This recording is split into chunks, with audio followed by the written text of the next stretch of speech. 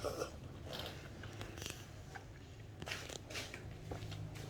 ผ็ดบ่ แซ่บแต่เผ็ด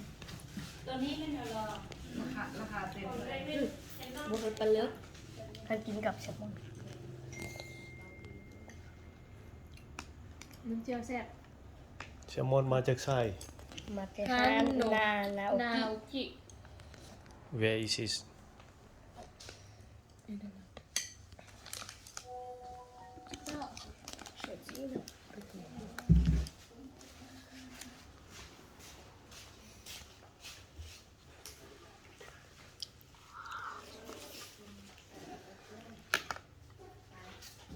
ไปซ้าย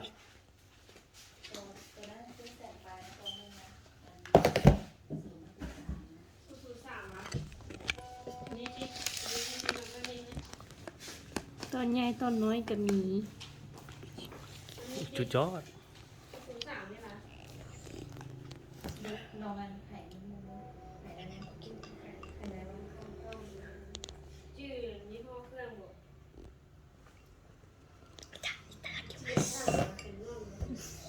สามนั่นแหละมีเส้นสามนี่บ่มีอยู่ในไซส์ซัมซุงเลยแล้วสิเราดูเก้าลิ้นที่หมดเลย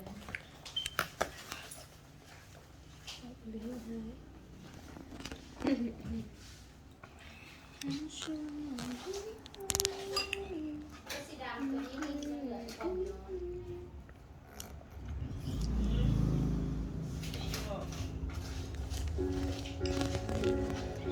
或许是光荣，或许是温柔，或许是逆着来风， ตัวนี้มา 或许是心 บ่มีนะ 或许是看见伤口的你 ตัวนี้มีแต่ตัวเดียวละ 或许在失中，或许在风中，或许是看见爱的笑容，或许是广场相遇的那一刻，或许是呼喊我的时候，于是那一刻醒了，我开始想你在哪。 อร่อยไหมอร่อยไหม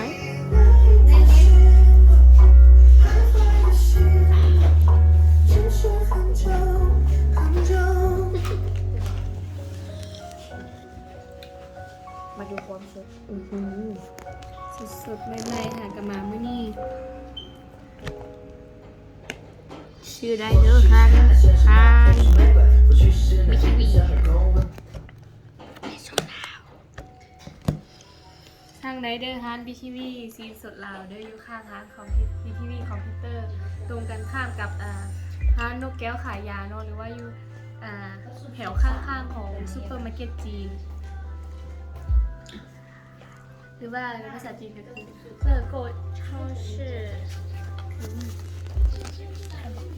แซ่บตื่นเด้อ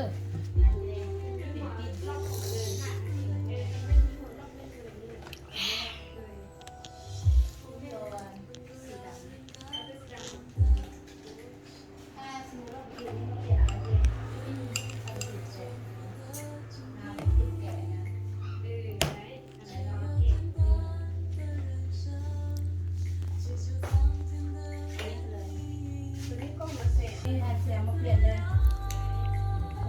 โทรศัพท์